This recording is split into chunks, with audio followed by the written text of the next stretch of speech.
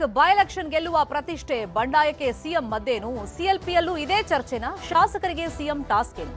ಕೈ ಹಿಡಿಯುತ್ತಾ ಸರ್ಕಾರದ ಗ್ಯಾರಂಟಿ, ಮತದಾರರನ್ನ ಸೆಳೆಯುವ ಪ್ಲಾನ್ ಏನು? ಇದು ಬೈ ಎಲೆಕ್ಷನ್ ಅಖಾಡದ ಸ್ಟೋರಿ.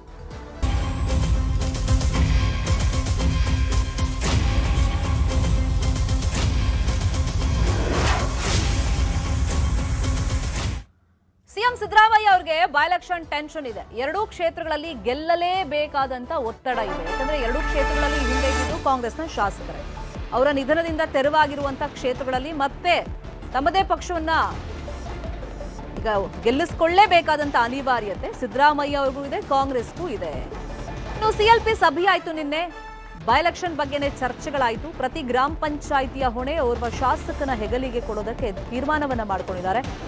ಶಾಸಕರಿಗೆ ಸಹಾಯಕ್ಕೆ ಅಂತ ಹೇಳಿ ಕೆಪಿಸಿಸಿ ಪದಾಧಿಕಾರಿಗಳನ್ನು ನೇಮಕ ಮಾಡಲಾಗುತ್ತೆ. ಸಂಪೂರ್ಣವಾಗಿ ಪ್ರಚಾರದಲ್ಲಿ ತೊಡಗುವಂತೆ ಸೂಚನೆಯನ್ನ ನೀಡಲಾಗಿದೆ.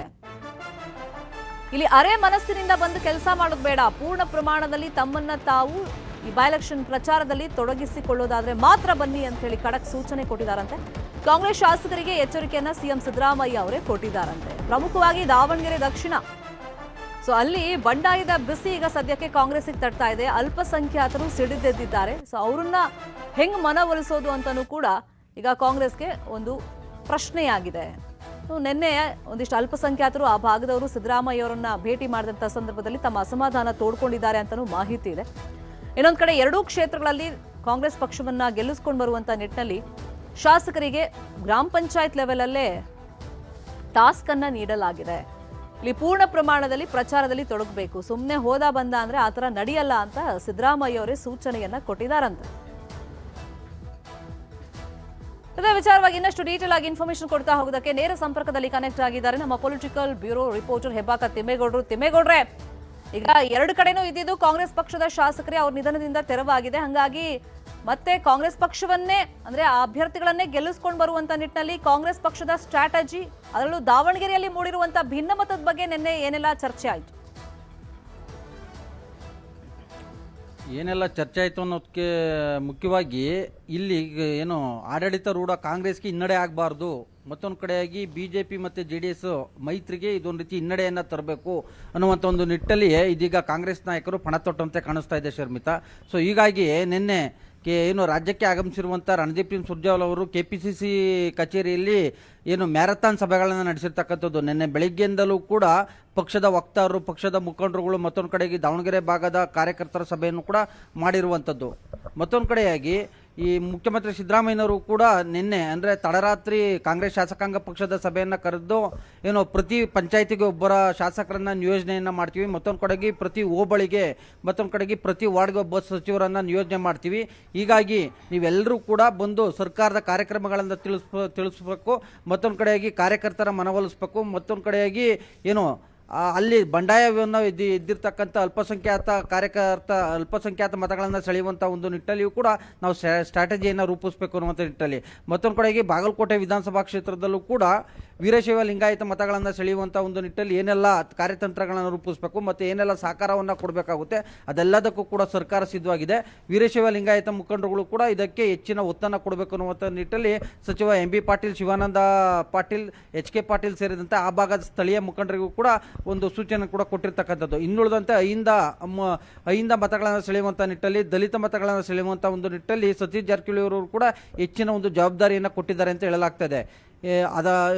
ಇನ್ನೊಂದು ಮುಖ್ಯವಾಗಿ ಹೇಳಬೇಕು ಅಂದರೆ ಶರ್ಮಿತಾ, ಏನು ದಾವಣಗೆರೆ ದಕ್ಷಿಣ ವಿಧಾನಸಭಾ ಕ್ಷೇತ್ರದಲ್ಲಿ ಏನು ಮುಸ್ಲಿಂ ಅಭ್ಯರ್ಥಿ ಅಂದರೆ ಪೈಲ್ವಾನ್ ಅವರು ಬಂಡಾಯವಾಗಿ ಸ್ಪರ್ಧೆ ಮಾಡಿರ್ತಕ್ಕಂಥದ್ದು ಇದೀಗ CM ಸಿದ್ದರಾಮಯ್ಯ ಸೇರಿದಂತೆ ಕಾಂಗ್ರೆಸ್ ನಾಯಕರಿಗೆ ಒಂದು ದೊಡ್ಡ ಮಟ್ಟದ ತಲೆನೋವಾಗಿರ್ತಕ್ಕಂಥದ್ದು. ಸೊ ಹೀಗಾಗಿ ಇವತ್ತು ನಾಮಪತ್ರ ವಾಪಸ್ ಪಡೆಯೋದಕ್ಕೆ ಕೊನೆಯ ದಿನವಾಗಿರ್ತಕ್ಕಂಥ ಹಿನ್ನೆಲೆಯಲ್ಲಿ ಕೊನೆಯ ಕ್ಷಣದವರೆಗೂ ಕೂಡ CM ಸಿದ್ದರಾಮಯ್ಯ ಸೇರಿದಂತೆ ಕಾಂಗ್ರೆಸ್ ನಾಯಕರಿಗೆ ಟೆನ್ಷನ್ ತಪ್ಪಿದ್ದಲ್ಲ. ಯಾಕಂತ ಹೇಳಿದ್ರೆ ಅವರು ಜಮೀರ್ ಅಹಮದ್ ಬಂದರೂ ಕೂಡ ನಾನು ವಾಪಸ್ ತೆಗೆದುಕೊಳ್ಳೋದಿಲ್ಲ, ಯಾಕಂತ ಹೇಳಿದ್ರೆ ಮೊದಲು ನಮ್ಮ ಮುಸ್ಲಿಂ ಸಮುದಾಯವನ್ನು ಮನವೊಲಿಕೆ ಮಾಡಲಿ, ಆ ಬಳಿಕ ನಾನು ನಾಮಪತ್ರವನ್ನು ವಾಪಸ್ ಪಡಿತೀನಿ ಅನ್ನುವಂಥ ಒಂದು ಷರತ್ತನ್ನು ಹಾಕಿರ್ತಕ್ಕಂಥದ್ದು. ಸೊ ಹೀಗಾಗಿ ತಡರಾತ್ರಿ ಅಂದರೆ ಕಾಂಗ್ರೆಸ್ ಶಾಸಕಾಂಗ ಪಕ್ಷದ ಸಭೆ ಬಳಿಕ CM ನಿವಾಸ ಕಾವೇರಿಯಲ್ಲಿ ಪ್ರತ್ಯೇಕ ಸಭೆಯನ್ನು ನಡೆಸಿರ್ತಕ್ಕಂಥ ಅಂದರೆ ಮುಸ್ಲಿಂ ಶಾಸಕರು ಸಚಿವರ ಜೊತೆ ಪ್ರತ್ಯೇಕ ಸಭೆಯನ್ನು ನಡೆಸಿರ್ತಕ್ಕಂಥ ಮುಖ್ಯಮಂತ್ರಿ ಸಿದ್ದರಾಮಯ್ಯನವರು ಜಮೀರ್ ಅಹಮದ್ ಸೇರಿದಂತೆ ತನ್ವೀರ್ ಸೇಠ್, ರಿಜ್ವಾನ್ ಅರ್ಷದ್ ಸೇರಿದಂತೆ ಕೆಲ ಮುಖಂಡರುಗಳಿಗೆ ಅಂದರೆ ನೀವೆಲ್ಲರೂ ಕೂಡ ಏನು ಮಾಡ್ತೀರೋ ಗೊತ್ತಿಲ್ಲ, ಪೈಲ್ವಾನ್ ಅವ್ರನ್ನ ನಾಮಪತ್ರವನ್ನು ವಾಪಸ್ ತೆಗೆದುಕೊಳ್ಳುವಂತೆ ನೋಡ್ಕೊಳ್ಬೇಕು. ಮತ್ತೊಂದು ಕಡೆಗೆ ನೀವೆಲ್ಲರೂ ಕೂಡ ದಾವಣಗೆರೆ ದಕ್ಷಿಣ ವಿಧಾನಸಭಾ ಕ್ಷೇತ್ರದಲ್ಲಿ ಬಹುಸಂಖ್ಯಾತರಾಗಿರ್ತಕ್ಕಂಥ ಮುಸ್ಲಿಂ ಮತಗಳು ಚದುರದಂತೆ ನೋಡ್ಕೊಳ್ಬೇಕು, ಕಾಂಗ್ರೆಸ್ಗೆ ಬೀಳುವಂತೆ ನೋಡ್ಕೊಳ್ಬೇಕು. ಯಾಕಂತ ಹೇಳಿದ್ರೆ ನಿಮ್ಮ ಮತ್ತೆ ಅಂದರೆ ಎಸ್ಪೆಷಲಿ ಜಮೀರ್ ಅಹಮದ್ ಅವ್ರನ್ನೇ ಗುರಿಯಾಗಿಟ್ಕೊಂಡು ಮಾತನಾಡಿದಂಥ ಮುಖ್ಯಮಂತ್ರಿ ಸಿದ್ದರಾಮಯ್ಯನವರು ನಿಮ್ಮ ಮತ್ತೆ ಎಸ್ ಮಲ್ಲಿಕಾರ್ಜುನ್ ನಡುವೆ ವೈಯಕ್ತಿಕವಾಗಿ ಏನೇ ಭಿನ್ನಾಭಿಪ್ರಾಯ ಇದ್ರೂ ಕೂಡ ಇದು ಪಕ್ಷದ ಹಿತದೃಷ್ಟಿಯಿಂದ ನೀವು ಮುಸ್ಲಿಂ ಮತಗಳನ್ನು ಸೆಳೆಯುವಂಥ ಒಂದು ನಿಟ್ಟಲ್ಲಿ ಕಾರ್ಯತಂತ್ರವನ್ನು ರೂಪಿಸಬೇಕು. ಇನ್ನು ಒಟ್ಟಾರೆ CLP ಸಭೆಯಲ್ಲಿ ಮಾತನಾಡಿರುವಂಥ ಮುಖ್ಯಮಂತ್ರಿ ಸಿದ್ದರಾಮಯ್ಯನವರು ಪ್ರತಿ ಪಂಚಾಯಿತಿಗೆ ಒಬ್ಬೊಬ್ಬ ಶಾಸಕರನ್ನ ನಿಯೋಜನೆ ಮಾಡ್ತೀವಿ, ನೀವು ಅರೆ ಮನಸ್ಸಿನಲ್ಲಿ ಬಂದು ಏನೋ ಬಂದ ಪುಟ್ಟ ಓದ ಪುಟ್ಟ ಅನ್ನುವಂಥ ನಿಟ್ಟಲ್ಲಿ ಜವಾಬ್ದಾರಿಯನ್ನು ಕೈ ತೊಳ್ಕೊಳ್ಳೋದಾದರೆ ಬರಬೇಡಿ. ಪಕ್ಷದ ಕಾರ್ಯಕ್ರಮಗಳನ್ನು ಕಾರ್ಯಕರ್ತರಿಗೆ ಮತ್ತೊಂದು ಕಡೆಗೆ ಮತದಾರರಿಗೆ ಮನದಟ್ಟು ಮಾಡಿಕೊಟ್ಟು ಮತಗಳನ್ನು ಸೆಳೆಯುವಂಥ ನಿಟ್ಟಲ್ಲಿ ಕಾರ್ಯತಂತ್ರವನ್ನು ರೂಪಿಸುವಂತೆ, ಮತ್ತೊಂದು ಕಡೆಗೆ ಪಕ್ಷ ಕೊಟ್ಟಿರ್ತಕ್ಕಂಥ ಜವಾಬ್ದಾರಿಯನ್ನು ಸಮರ್ಥವಾಗಿ ನಿಭಾಯಿಸೋದಾದರೆ ಮಾತ್ರ ಬನ್ನಿ, ಅರೆ ಮನಸ್ಸಿನಿಂದ ಬರೋರಾದರೆ ಬರಲೇಬೇಡಿ ಎನ್ನುವಂಥ ಒಂದು ಖಡಕ್ ಎಚ್ಚರಿಕೆಯನ್ನು ಕೂಡ ಮುಖ್ಯಮಂತ್ರಿ ಸಿದ್ದರಾಮಯ್ಯನವರು ಕೊಟ್ಟಿರುವಂಥದ್ದು. ಈ ಮೂಲಕವಾಗಿ ಎರಡೂ ಉಪಚುನಾವಣೆಗಳನ್ನು ಗೆಲ್ಲುವಂಥ ಒಂದು ನಿಟ್ಟಲ್ಲಿ ಇದೀಗ ಕಾಂಗ್ರೆಸ್ ನಾಯಕರು ಒಂದು ರಣತಂತ್ರಕ್ಕೆ ಮುಂದಾಗಿದ್ದಾರೆ ಅಂದರೆ ತಪ್ಪಾಗ್ಲಿಕ್ಕಿಲ್ಲ. ಶರ್ಮಿತಾ, ಫಾಲೋ ಮಾಡೋ ಸುದ್ದಿನ ಥ್ಯಾಂಕ್ ಯು ಸೋ ಮಚ್ ತಿಮ್ಮೇಗೌಡ್ರೆ.